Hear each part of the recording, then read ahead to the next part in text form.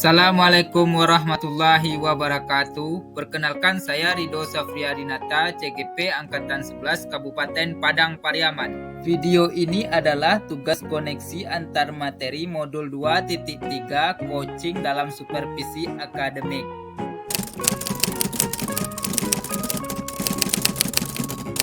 Pengalaman atau materi pembelajaran apa saja yang baru diperoleh? Pendekatan yang digunakan adalah coaching yang memiliki 3 prinsip, yaitu kemitraan, proses kreatif, dan memaksimalkan potensi.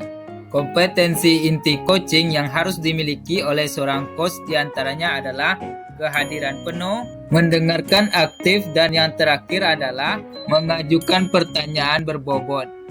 Percakapan berbasis coaching menggunakan alur tirta, yaitu tujuan, identifikasi, rencana aksi, dan juga tanggung jawab.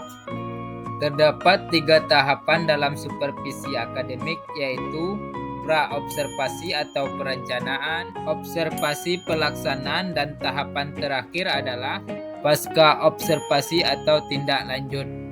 Emosi yang saya rasakan selama mengikuti pembelajaran di modul 2.3 ini diantaranya adalah: pertama, cemas. Saya merasa cemas sebelum mengetahui isi dari modul 2.3 ini.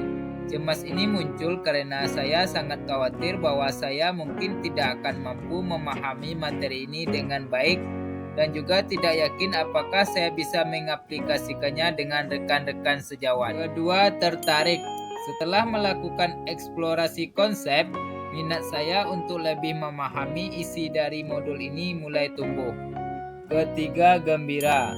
Saya merasa sangat senang sekali ketika saya berhasil melakukan praktik coaching bersama rekan CGP di ruang kolaborasi dan demonstrasi kontekstual. Keempat, optimis. Selain gembira, saya juga merasa sangat optimis bahwa saya bisa mengimplementasikannya di sekolah di mana saya bertugas.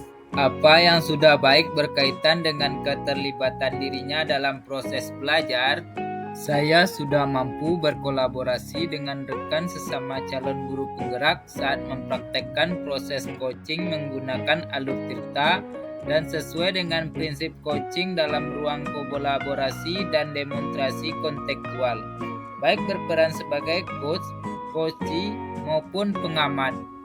Apa yang perlu diperbaiki terkait dengan keterlibatan dirinya dalam proses belajar?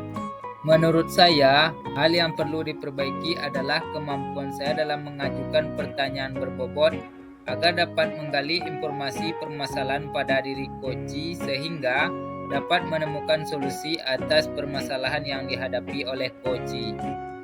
Apa keterkaitan terhadap kompetensi dan kematangan diri pribadi? Setelah mengikuti modul 2.3 tentang coaching dalam supervisi akademik, saya telah melihat perkembangan kompetensi saya. Hal ini tercermin dari kemampuan saya dalam menerapkan proses coaching dengan menggunakan alur tirta, baik sebagai coach, coachee, maupun pengamat. Ketika saya terlibat dalam proses coaching, penting bagi saya untuk dapat mengontrol asumsi-asumsi pribadi dan juga emosi, agar saya dapat berpikir dan bertindak secara matang sesuai dengan prinsip-prinsip coaching seperti kemitraan, proses aktif, dan pemanfaatan potensi secara maksimal. Apa pertanyaan kritis Anda yang berhubungan dengan konsep materi dan menggalinya lebih jauh? Pertanyaan yang muncul yang saya ajukan adalah: bagaimana caranya agar konsep coaching dapat diimplementasikan dalam proses supervisi di lingkungan sekolah? Prinsip coaching dapat diterapkan dengan kondisi bahwa kepala sekolah memiliki pemahaman mengenai coaching dalam konteks supervisi akademik dan bersedia menerapkannya. Kegiatan supervisi tidak seharusnya hanya berfungsi sebagai evaluasi guru, tetapi juga sebagai sarana untuk meningkatkan kompetensi akademik guru. Dalam hal ini, supervisi tidak hanya mencakup pengamatan kelas, melainkan juga melibatkan komunikasi sebelum dan setelah pengamatan. Sebelum pengamatan, kepala sekolah dapat berdiskusi dengan guru mengenai perencanaan pembelajaran yang akan dilakukan. Setelah pengamatan, kepala sekolah memberikan umpan balik dan tindak lanjut terkait pelaksanaan pengamatan di kelas yang telah dilakukan oleh guru. Materi apa yang dipelajari dengan pemikiran pribadi sehingga tergali wawasan baru. Coaching dalam supervisi akademik memiliki dampak positif terhadap perkembangan pemimpin pembelajaran yang berfokus pada kepentingan murid. Keberpihakan pada murid merupakan aspek penting dalam lingkungan sekolah.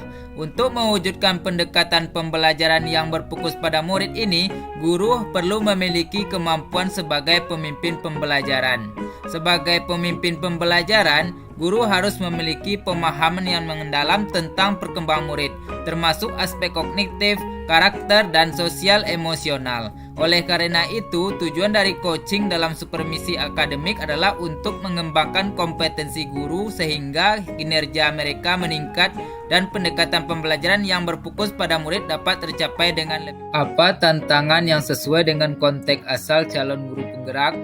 Tantangan terbesarnya adalah bagaimana caranya mengubah pandangan yang umumnya menganggap supervisi akademik hanya sebagai evaluasi rutin yang dilakukan oleh kepala sekolah terhadap kinerja guru. Seharusnya supervisi akademik dianggap sebagai panduan untuk meningkatkan kompetensi guru. Apa alternatif solusi terhadap tantangan yang diidentifikasi? Solusi yang pertama adalah salah satu pilihan tindakan yang bisa diambil dengan mengadakan pertemuan atau rapat dengan seluruh anggota komunitas sekolah. Melalui pertemuan tersebut, kita bisa mencoba untuk menyatukan pemahaman semua orang tentang apa yang dimaksud dengan supervisi akademik.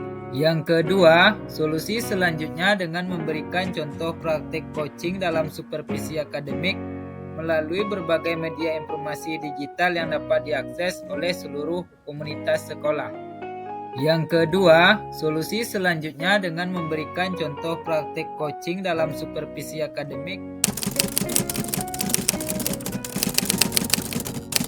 Tiap guru pasti mengalami proses supervisi oleh kepala sekolah dan pengawas sekolah. Namun, seringkali proses ini dijalani sebagai kewajiban rutin tanpa pemahaman mendalam tentang esensi supervisi. Bagaimana penerapan coaching harusnya di masa mendatang? Ke depan, kegiatan supervisi harus menjadi salah satu komponen utama dalam upaya sistematis untuk meningkatkan kompetensi guru dalam aspek akademik. Prinsip-prinsip coaching seperti kemitraan yang erat, pemanfaatan proses kreatif, dan peningkatan potensi harus diterapkan secara efektif dalam setiap tahap supervisi. Dengan demikian, supervisi ini tidak hanya menjadi penilaian rutin tetapi juga menjadi sarana pengembangan berkelanjutan yang memungkinkan guru untuk mencapai potensi akademik mereka yang sebenarnya. Apa konsep atau praktik baik yang dilakukan dari modul lain yang telah dipelajari? Pada modul pembelajaran berdiferensiasi, siswa dikelompokkan berdasarkan kebutuhan belajar mereka dengan tujuan untuk mengoptimalkan potensi masing-masing. Hal serupa juga berlaku dalam praktek coaching di mana potensi coaching harus dioptimalkan sehingga mereka dapat mengidentifikasi solusi mereka sendiri untuk mengatasi tantangan yang mereka hadapi. Pada modul 2.2 dalam pembelajaran sosial emosional, terdapat teknik berupa stop dan mindfulness yang digunakan untuk menciptakan lingkungan yang lebih kondusif. Sehingga ketika melakukan coaching, seorang coach juga perlu menerapkan teknik ini agar dapat menjaga fokus dan hadir sepenuhnya saat melakukan proses coaching. Informasi apa yang didapat dari orang atau sumber lain di luar bahan ajar pendidikan guru penggerak? Saya juga mendapat banyak wawasan dari diskusi dengan rekan-rekan dan literatur tentang coaching yang memberikan perspektif tambahan tentang bagaimana mengatasi tantangan dalam supervisi akademik. Sekian dari saya, semoga video ini menginspirasi bagi Bapak atau Ibu pejuang pendidikan. Salam dan bahagia. Terima kasih, salam guru penggerak. Tergerak, bergerak, menggerakkan. Wassalamualaikum warahmatullahi wabarakatuh.